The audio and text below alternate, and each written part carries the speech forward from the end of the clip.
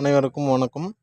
நம்ம இதுக்கு முன்னாடி பார்த்தோங்கன்னா 7க்கு 16 இன்ச்சு ரிங்கு வளைக்கிறதுக்கு உண்டான கம்பி அளவெடுக்கும் முறையை பற்றி தெரிஞ்சுக்கிட்டோம். இப்போ அந்த கம்பியை நம்ம எப்படி 7க்கு 16 சைஸுக்கு ரிங்காக வளைக்கிறோன்றதை பற்றி இப்போ பார்க்கலாங்க. இப்போ நம்ம 48 இன்ச்சு அளவு நம்ம கம்பி தேவைப்படும் முன்னாடி குறிப்பிட்டு இருந்தோம் இல்லைங்களா.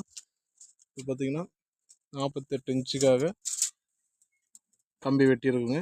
இதனுடைய மையப்பகுதியை ரெண்டாக பிரிக்கணுங்க. சென்டராக பிரிக்கும் போது பார்த்திங்கன்னா 24 இன்ச்சு, அதாவது 2 அடி நமக்கு வந்துடுச்சுங்க. 2 அடி தான் இதனுடைய சென்டர் பாயிண்ட். இப்போ சென்டர் பாயிண்ட் எடுத்துகிட்டு பின்னாடி என்ன பண்ணணும்னு பார்த்தீங்கன்னா, இப்போ இது மாதிரி நம்ம செட் பண்ணி வச்சுருக்க இந்த பட்டறையில் பார்த்திங்கன்னா இந்த வளைக்கிற இடத்துல இங்கே பார்த்திங்கன்னா இந்த மையப்பகுதி இந்த இடத்துல வர மாதிரி வைக்கணும். மையப்பகுதி இந்த இடத்துல வச்சுட்டிங்கன்னா இதனுடைய எண்டு எங்கே முடியுது இதுக்கு ஒரு நான் மார்க் பண்ணிக்கணும். ஏன்னா ஒரு கம்பி சரியான முறையில் மார்க் பண்ணால் அடுத்து எல்லாமே இதே முறையை ஃபாலோ பண்ணிக்கலாங்க. இது சரியாக வளைக்கும் போது பார்த்திங்கன்னா இது முன்பின் நகராமல் இருந்து இப்போ நம்ம இது ஒரு எல் டைப்பில் முதல்ல ஒரு எல் வளைக்கிறோங்க. ஒரு எல்லை வளைச்சி பண்ணிச்சு பின்னாடி அடுத்தது நமக்கு இந்த 7 இன்ச்சுக்காக நம்ம வளைக்கணும். ஃபஸ்ட்டு இந்த முதல்ல இந்த 7 இன்ச்சுக்காக இங்கே ஒரு 7 இன்ச்சு அளவு வரும் தேவைக்கு ஏற்ற மாதிரி நம்ம இங்கே ஒரு ஆணி வச்சு மார்க் பண்ணியிருக்கோங்க. 7 இன்ச்சுன்னு பார்த்திங்கன்னா நீங்கள் இந்த பின்னிலேருந்து சரியாக 7 இன்ச்சு வைக்கக்கூடாது. நீங்கள் ஒரு எல்லை அடித்து வச்சுட்டு மறுபடியும் அளவு எடுத்து பார்த்து அதுக்கு தேவை மாதிரி வரும். அப்படி பார்த்திங்கன்னா உங்களுக்கு ஒரு 6.75 இந்த மாதிரி தான் இந்த ஆணி வர மாதிரி இருக்கும்.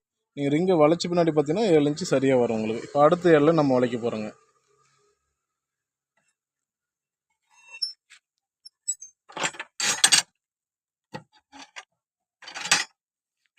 அடுத்த எல்லை வளைச்சி முடிஞ்சோம். அதுக்கு அடுத்த அளவான நம்ம 16 இன்ச்சு அளவு வளைக்க போகிறோங்க.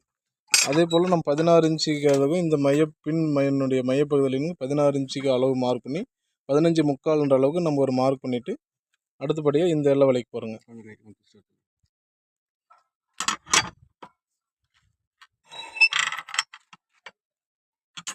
அடுத்தபடியாக இந்த எல்லும் வளைச்சாச்சு.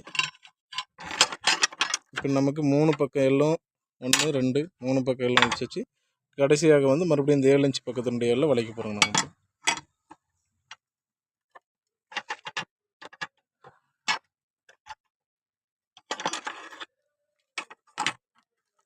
இப்போ 4 பக்கமும் நம்ம வளைச்சி முடிய போகுது.